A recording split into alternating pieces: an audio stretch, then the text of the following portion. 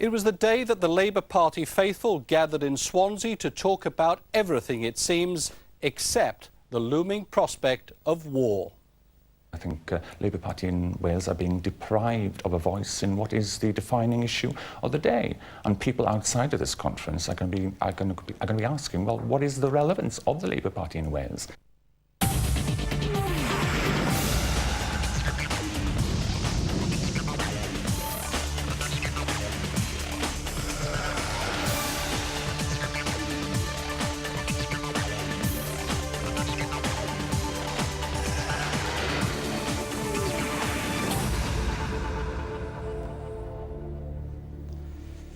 Good evening, this is Dragon's Eye. The newspaper headlines say it all.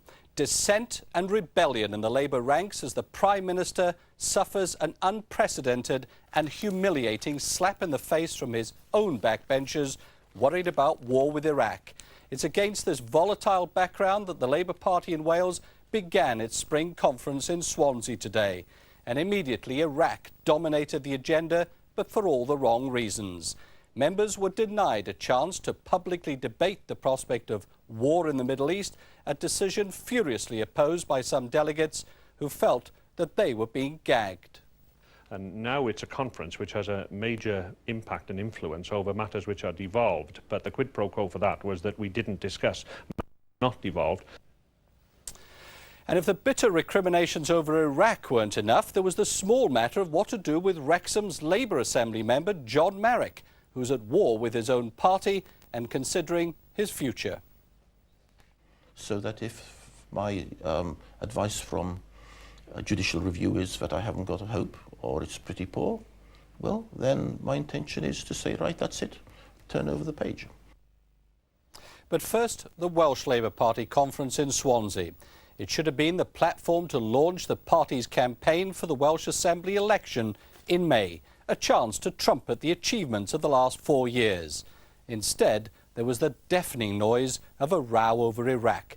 Delegate after delegate argued for the right to debate government policy on the Middle East, but were told it's against the rules. There was anger. Adrian Brown has been taking the political temperature in Swansea.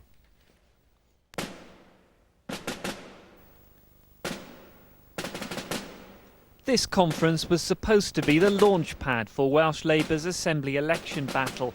Delegates talking up the Assembly government achievements and tempting us with the brighter future Wales could have if only we'd mark our crosses next to Labour candidates' names in May. That's still the conference the party generals would like, but many Labour foot soldiers are in rebellious mood. Their minds are on the desert battles which would take place in any war with Iraq. The Labour rebels want to force a full public debate on the issue by changing the conference rules of engagement. But the General's orders are rules, and only matters the Assembly is responsible for are to be raised before the conference hall television cameras. The rebels aren't buying that, when Welsh troops could soon be in the firing line in the Iraqi desert. The people who arrange these conferences should accept that the people who turn up have got brains. We're not stupid. We know the real reasons why there won't be a debate is because they recognise the overwhelming opposition of the Labour movement to this war in Iraq, and they also recognise that thousands upon thousands of people are and increasingly will leave the party if we go to war with Iraq. The Welsh Labour commanders did offer a question and answer session on Tony Blair's handling of Saddam Hussein. The session involved the Welsh Secretary Peter Hain, but was conducted without a vote and behind closed doors.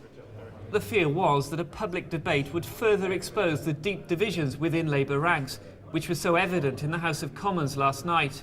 Well, what you won't have is a bit of sport at the expense of the Labour Party. What we will have is the opportunity to have a frank and honest discussion with criticisms put and answers given, and us all feeling that we can take this debate forward and hear all the arguments out from all sides, and I think that's what people want. There are reports of civil war amongst the Labour rank and file, of lifelong loyalists tearing up their membership cards.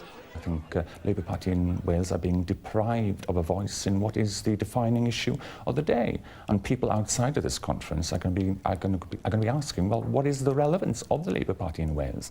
The Prime Minister's long been accused of refusing to take unpopular decisions for fear of losing public support.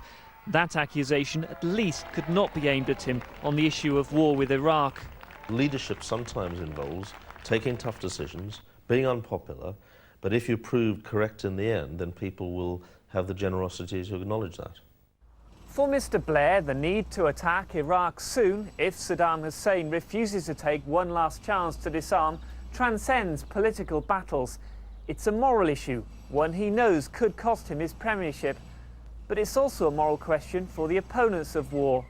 I'm sure he's absolutely sincere in his belief. I mean, he is a Christian with Christian convictions.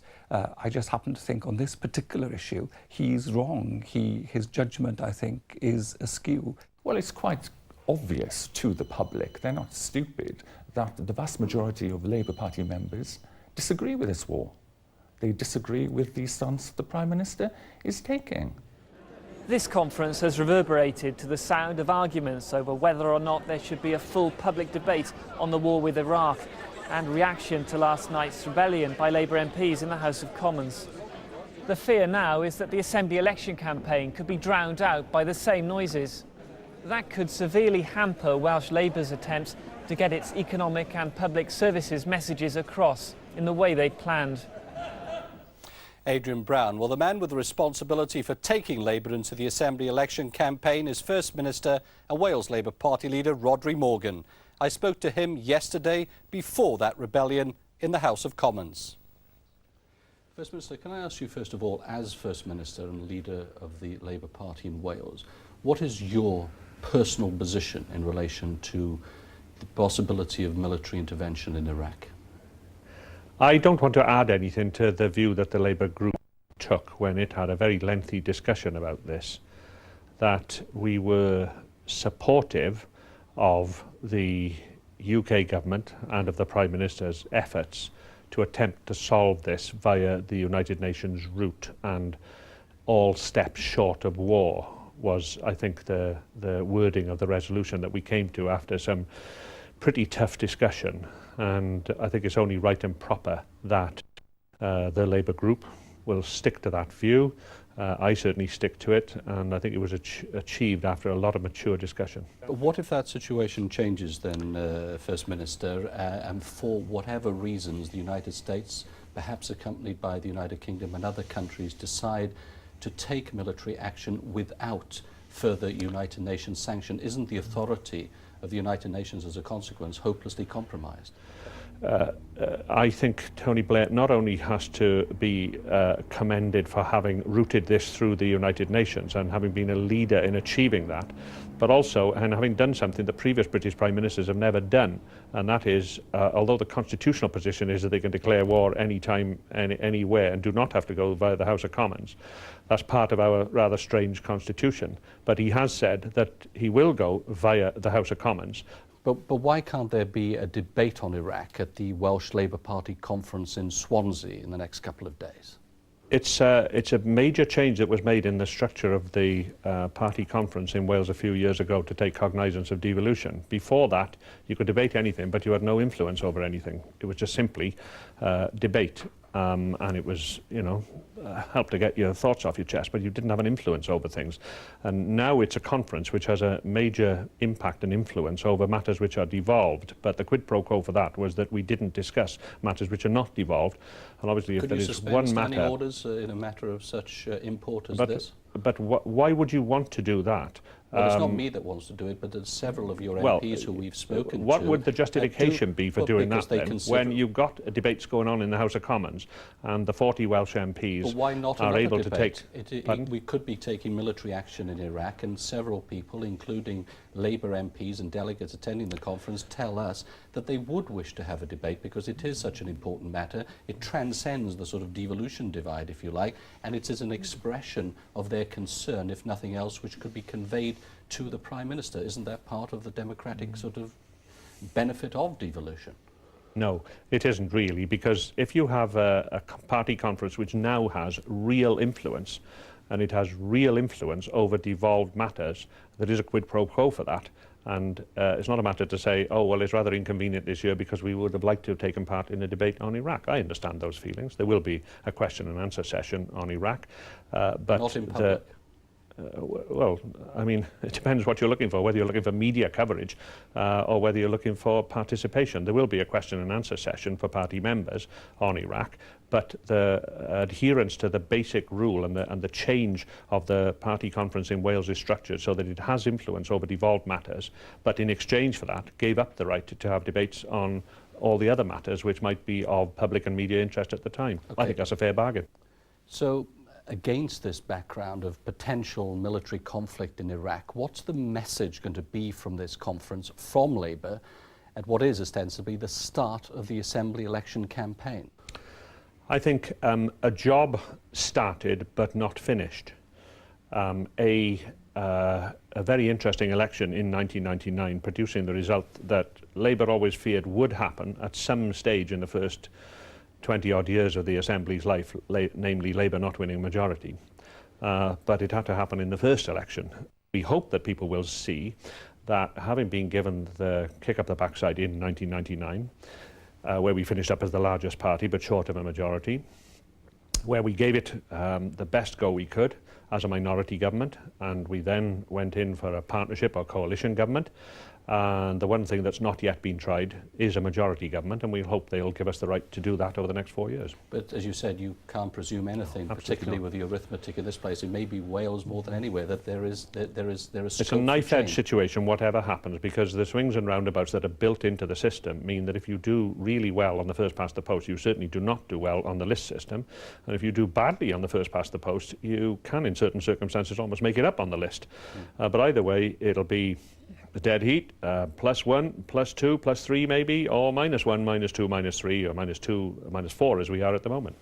I hesitate to bring this up, but in an interview in Blackpool in the autumn of last year, we spoke about this, and I asked you whether, even if you had a small majority, whether you would consider a coalition, and I think you said you'd like to be in a position to be able to do that. Is that still your position?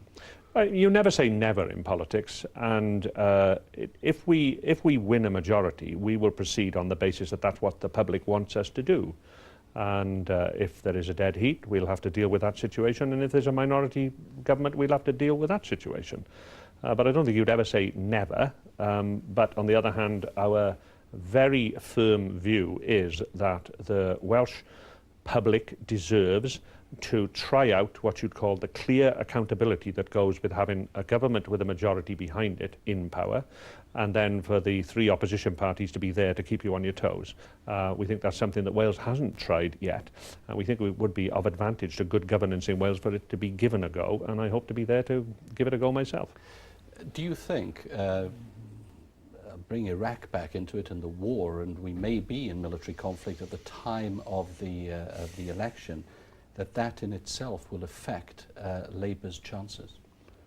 The overshadowing sort of and problem. given the opposition, we are very, very conscious of that. And hemorrhaging in some parts of members away from the party. Do you think that I could don't impact? think that's so much of a problem. It's the sort of media coverage problem. It's the overshadowing of the media coverage, because anybody who's been around and will remember the Falklands War or the other Gulf War, the so-called Scud FM, if you remember the wall-to-wall coverage, whether it's a problem in terms of outcome of the vote, I think that's utterly unpredictable. It could be good, it could be bad, but the real problem is how much attention would there be to matters relating to our record and our proposals and our manifesto. We would like to have a clear run on that front, because sometimes it's hard enough to get attention to the devolved new system of government that we've got, even if there wasn't any problem of overshadowing.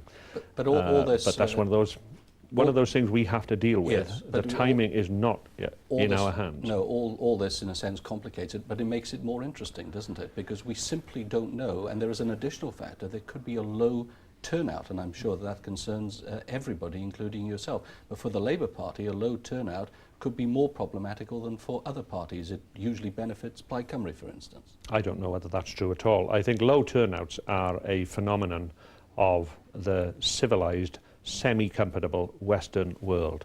People can't get worked up about issues anymore enough to come out and vote. We've seen it above all in the USA.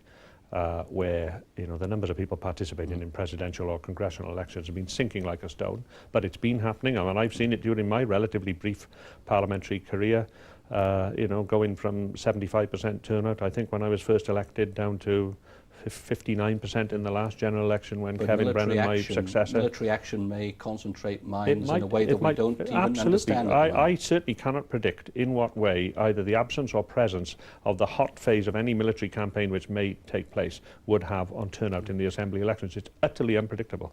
So, against this background of potential military conflict in Iraq, what's the message going to be from this conference from Labour at what is ostensibly the start of the Assembly election campaign? Jobs, prosperity and public services and community safety, those are the key things. It's very much bread and butter, meat and potatoes, what we have delivered already, what we can do more of if you give us more votes and more seats, and more of the same, ploughing forward with the agenda of helping the Welsh economy to recover from the loss of the coal industry, the decline of the steel industry and so on. Can we create more jobs? Can we spread those jobs more evenly around Wales? Can we improve the skills in those jobs, the quality and the pay that goes with them?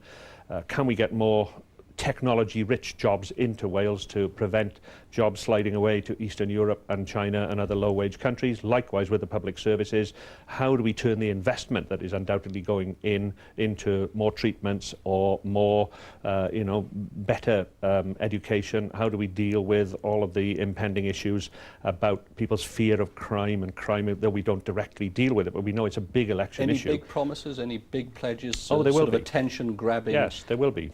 At this conference? Now, whether they're at the conference or not is a matter really for us to work out at what time you process the release of the exciting information about what we will be proposing to do. Any pledge cards, do you think, that we can expect with 5 sort of, bullet points that we can seize anything on? which actually tries to help to imprint things on the public memory, because Alistair Campbell has always said about the famous Tony Blair, Alan Michael pledge of tough on crime, tough on the causes of crime. When you're bored to tears with hearing that thing, for the millionth time, the general public is just beginning to have the tiniest glimmer of awareness that that might be a campaign slogan, possibly associated with one of the political parties, but they're not sure which. But that's the big problem of, what you think among the anoraks, among the political community that generate these slogans, and you're bored with it by the time the public is beginning to be aware of it. Can you give us a hint of what we might be bored by? No, not yet. But be there, and we hope to make it as exciting as we possibly can. First Minister, thank you.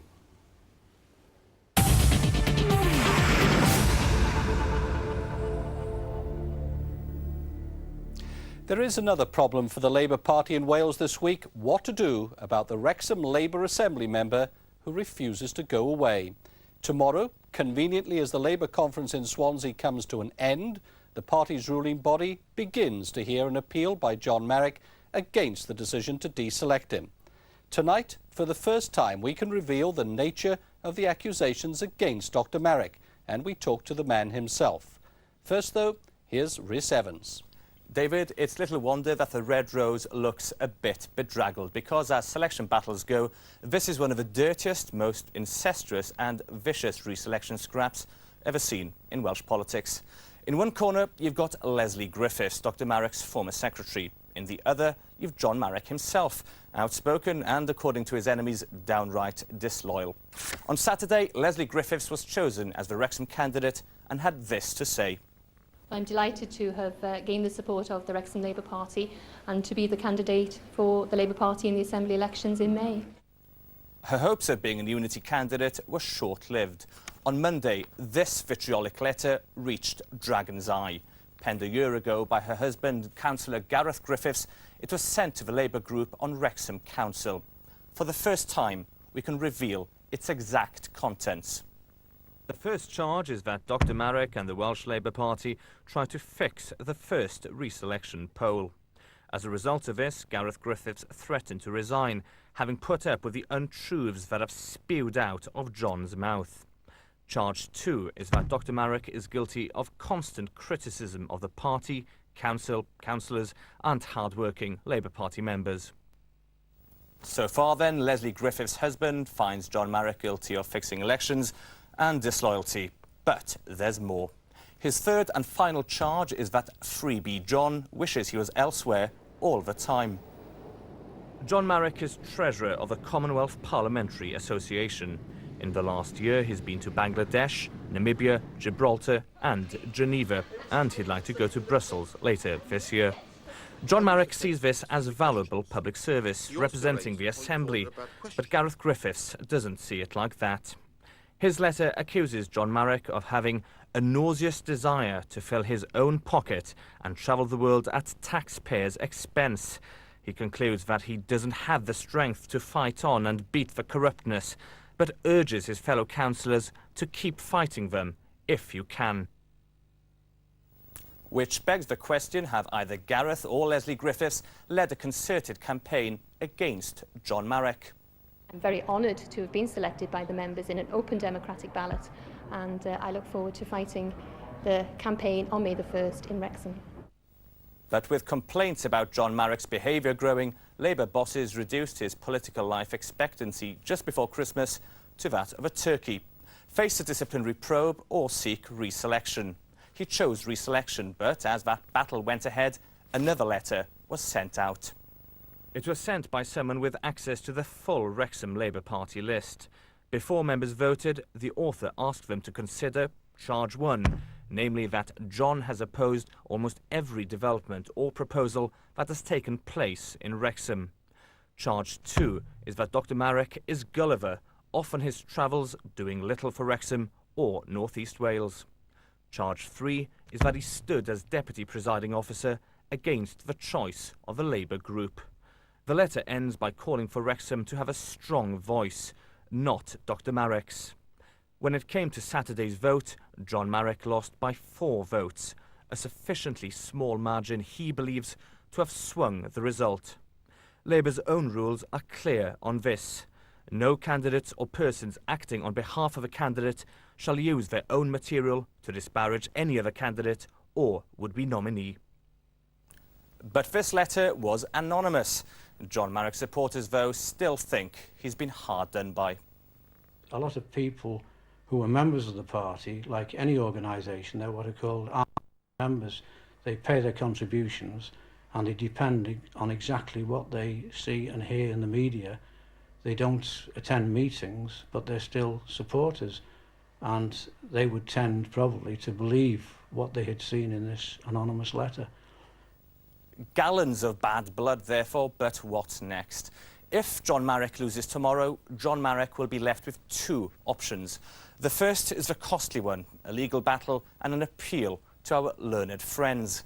The second one is the nuclear option, standing as an independent, either in Wrexham or on the North Wales list. I understand that Plaid Cymru has considered giving him a free run if he were to stand against Lesley Griffiths. With so few seats likely to change hands in the Assembly elections, the ramifications could be highly significant ramifications, which could extend far beyond Labour's little local difficulty in Wrexham. David. Chris, bad blood indeed. For the record, Dr Marek strenuously denies all those allegations and yesterday spoke exclusively to Dragon's Eye. Paraphrase for us, what is it about this anonymous letter that causes you such concern? Well, it's full of lies and smears. Very little of it bears any relation to the truth. It's not signed by anybody. It's signed by a strong Voice for Wrexham campaign. They haven't got the guts to put their name to the document. And of course, it severely prejudiced my chances of being selected because I was up against it. Mud does stick, even when in fact there's nothing behind it. And I think a lot of my members in Wrexham felt they didn't want to go to a meeting which is probably going to be acrimonious with argument, and they stayed at home. Do you know who received this letter? Was it more than one member of the constituency party in Wrexham? I think probably 250 out of the 258 members of the Wrexham party who were eligible to vote for this election received that letter.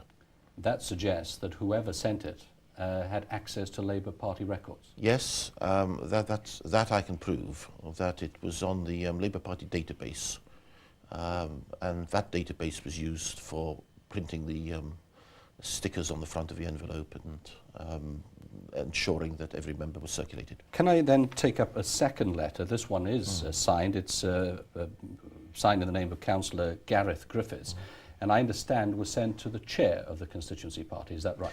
I think that was sent to Labour councillors about a year ago. Well, there are some specific allegations made against you. Just reading here that your constant criticism of the party, the council, councillors, and hard-working Labour Party members. Do you accept that for a moment? No, not at all. I've never criticised hard-working Labour Party members. I've criticised the council on occasions when they get things wrong. Probably quite a few occasions, but I've also congratulated them when they get things right. So you don't accept that. In the same sentence, it goes on to say that you travel the world at taxpayers' expense, and that the author of the letter says is hard to live with when we know the contempt that you that is, holds the electorate in. That's quite serious charge. Yes, of course. It's just a smear and a lie. I don't hold the electorate in contempt. I've always regarded my duty as an elected member for Wrexham to represent my constituents. Doesn't matter who comes to ask me for help, I give them the best help that I can. So it's clearly wrong to say that I hold the electorate in contempt. And as far as travelling the world, I mean, I don't travel the world. I do go abroad, yes. In your role as? In my role as an Assembly member and before as a Member of Parliament. I'm also treasurer of an international organisation, the Commonwealth Parliamentary Association. Go abroad twice a year for committee meetings and an annual conference. But I don't believe I go abroad in any different pattern than the average Member of Parliament. Well, it's quite crudely put here. He describes you as Freebie John. What do you say to that? I'm usually out of pocket when I go abroad. What happens now? Because you've appealed against the decision not to reselect you. They may well appoint a committee, and it may take a week or 2 weeks before anything can be done. But there are other options by recourse to the law, and I could ask for legal advice to see whether judicial review so you could get judges to decide whether or not you have a case? Yes, it's a question of, was the election campaign fair? I think blatantly not fair because of this poisonous letter, anonymous letter that was distributed. The result was so close. If the result was 20 or 30 different, well, it'd be a different matter, but there were only 4 votes in it. There's one couple voting one way as opposed to the other way. Can you really afford what is a very expensive procedure of going to judicial review? Well, this is all something I have to consider. This is why I need initial advice, and I'm setting about getting it. And you know the reason I ask that, because of course the next option, the nuclear option, would be if you don't go for judicial review, you don't go for that legal route, that you stand as an independent. Well, yes, you're right. That you're right in what you say, but I'm also right in saying I've not given this any thought, passing thought, obviously, but I've not given it any thought other than to realise it is an option. But it's obviously something because if you chose that option, not going to do or may not do, certainly don't want to do. I want to be honest with you. I'm going to do everything possible not to have to do that, and I am intending not to do it, so that if my advice from judicial review is that I haven't got a hope or it's pretty poor, well, then my intention is to say, right, that's it, turn over the page. Well, tomorrow could be another important moment in Dr. Marek's continuing fight to save his political career. That's it from us. Remember, you can always contact us on our website. The address is up there for you. Keep watching. Good night. No star.